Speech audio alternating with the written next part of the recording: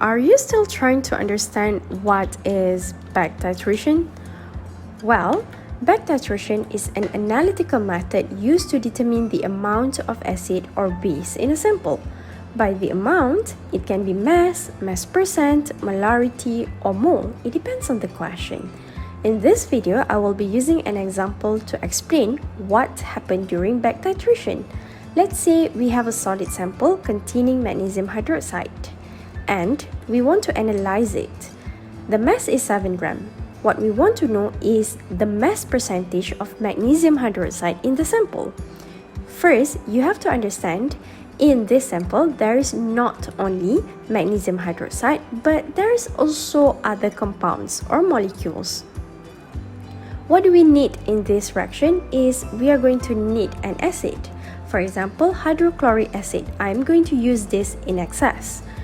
For example, the concentration is 1 molarity and we use 0.2 liter of HCl. So, we are going to dissolve this solid sample in the HCl solution. Remember, the assumption is that only magnesium hydroxide react with HCl. What about the other compound? They will remain unreacted, so we don't need them here. So based on this assumption, there will be a reactions. So it is going to be acid plus base forms salt plus water.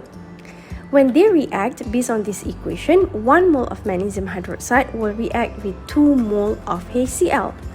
And when we leave the reaction to proceed, this will happen. And as you can see, all the magnesium hydroxide will be completely neutralized, leaving an excess of HCl.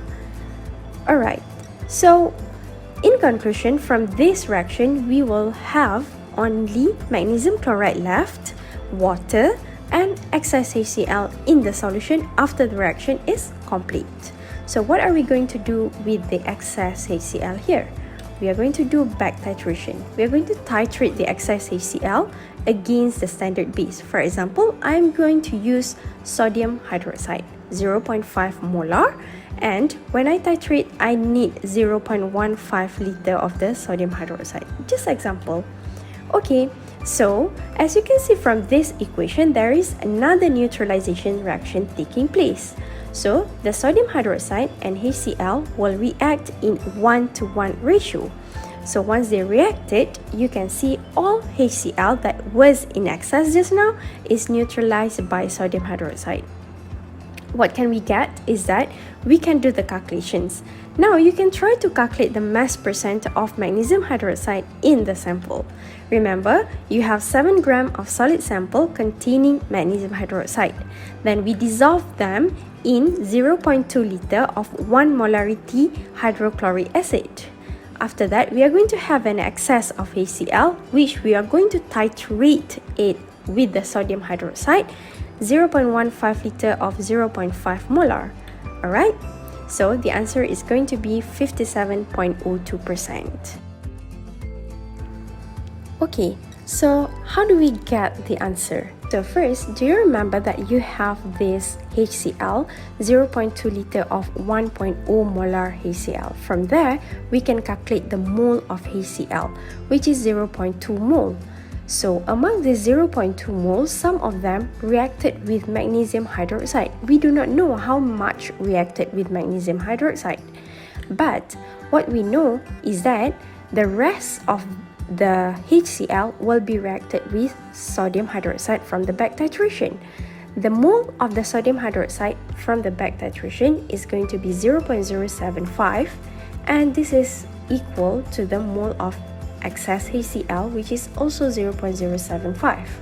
So, based on simple mathematics, it's just that the mole of HCl total will be equal to mole of HCl that is reacted with the magnesium hydroxide plus with the mole of HCl in excess.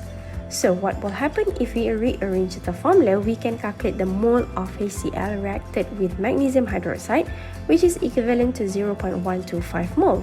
So now, based on the neutralization reaction between magnesium hydroxide and HCl, we can find the mole of magnesium hydroxide. So which is, it should be divided by 2 due to the stoichiometric ratio, and you will get 0.0625 mole. So then, once you get the mole, you can calculate the mass, and then from there you can get the mass percent. So the answer is 52.07%. That's it.